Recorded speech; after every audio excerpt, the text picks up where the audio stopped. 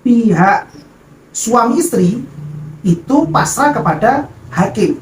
Kalau di Indonesia berarti pasrah kepada KUA.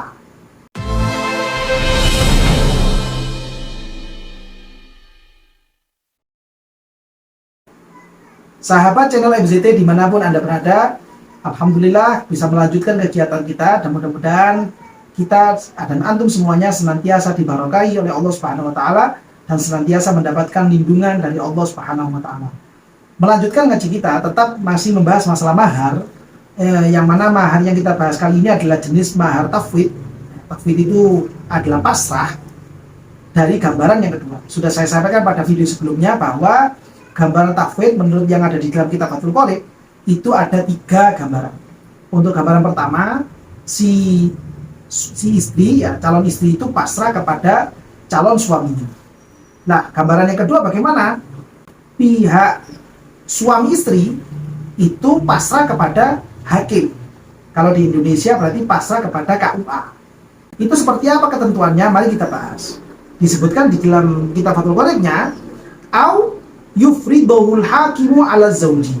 Ya, zauj atau si suami dia itu pasrah kepada pihak hakim. Loh, maksudnya bagaimana? Ketika misalkan si istri ini tidak mau menentukan mahar, dia pasrah kepada calon suaminya. Ternyata calon suaminya juga tidak mau menentukan. Akhirnya misalkan antara calon suami istri ini saling saling cekcok dalam penentuan mahar. Nah, ketika kondisi seperti ini, ya, maka yang menentukan maharnya adalah pihak hakim. Hakimlah yang kemudian menentukan. Karena apa? Karena si calon istri tidak mau menentukan mahar dan juga calon suami tidak mau menentukan mahar. Nominalnya tidak ada yang mau menentukan. Maka ketika mereka seperti itu, yang punya wewenang untuk menentukan mahar adalah pihak hakim. Namun ada ketentuan-ketentuannya. Bagaimana? Disebutkan kelanjutannya, wa yakunul mafrudu alaihi mahrul misli. Mahar yang ditentukan oleh pihak hakim itu adalah mahar misli. Tidak bisa menurut pandangannya, versinya dia sehingga dimurahkan atau dimahalkan, tidak bisa. Rujukannya adalah kepada mahar misli. Ya, jadi yang ditentukan oleh oleh pihak hakim adalah mahar misli. Bila ziyadah wala naqsin. Ya, tanpa ada kelebihan atau ada kekurangan yang ditentukan oleh pihak hakim, illa bitafawutin yasirin. Tapi kalau misalkan selisihnya itu sedikit-sedikit saja, tidak ada masalah. Misalkan si calon istri ini dia mahar mislinya 5 juta misalkan.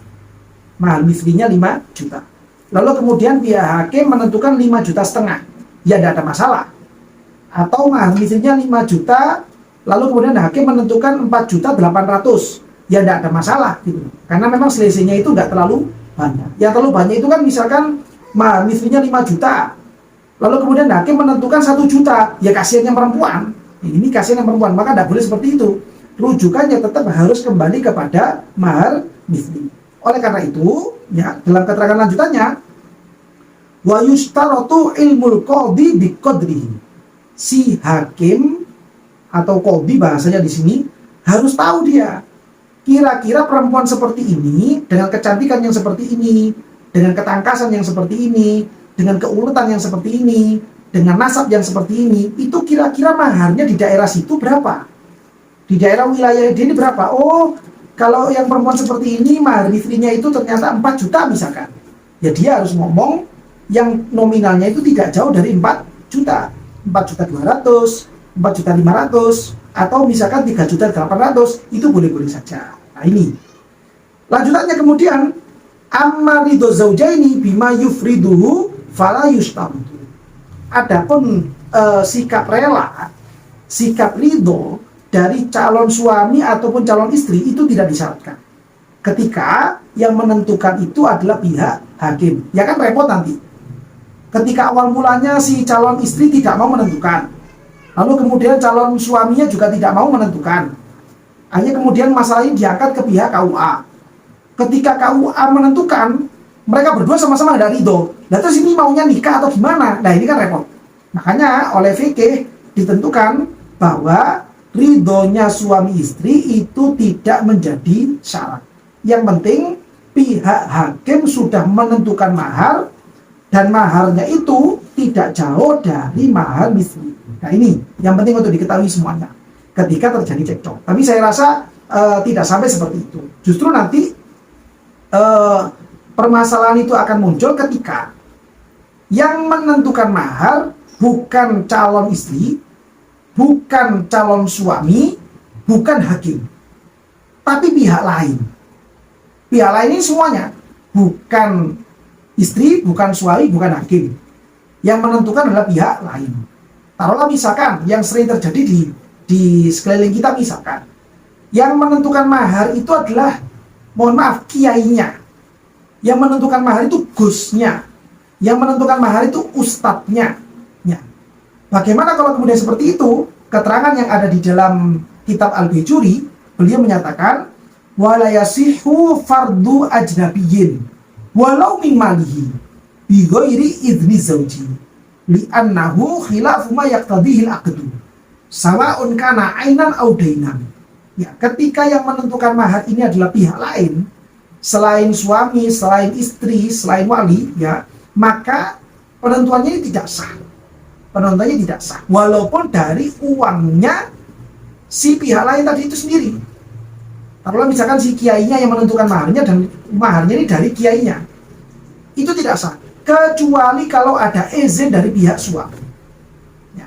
Dan nanti misalkan begini, kiainya ini menentukan mahar 300.000 misalkan, lalu calon mempelai suami oke, dia sudah setuju. Nah, sehingga kan nanti penentuannya kembalinya kepada pihak suami 300.000. Itu masih butuh ridho dari pihak si istri. Kalau si istri masih belum ridho, maka harus sesuai dengan keriduannya pihak si istri. Karena memang mahar itu adalah hak wewenangnya pihak perempuan, bukan yang lainnya. Nah, di sini penting untuk kita kita perhatikan supaya kita bisa lebih hati-hati kalau misalkan mahar itu tidak ditentukan oleh mempelai perempuan, ditentukan oleh si suami yang katanya sudah kita bahas, atau ditentukan oleh pihak lain, entah itu kiainya atau misalkan gusnya atau misalkan ustadznya. Ini perlu dicermati supaya tidak sampai menabrak dengan aturan-aturan syariat. Dan mudah-mudahan apapun yang kita lakukan itu semuanya diridhoi oleh Allah Subhanahu wa taala, terutama dari perbuatan-perbuatan yang baik yang tentunya itu tidak keluar dari relnya syariat. Dan sekiranya mungkin ada keterangan yang kurang jelas, ada pertanyaan, bisa disampaikan pada kolom komentar atau pada nomor admin yang telah tertera.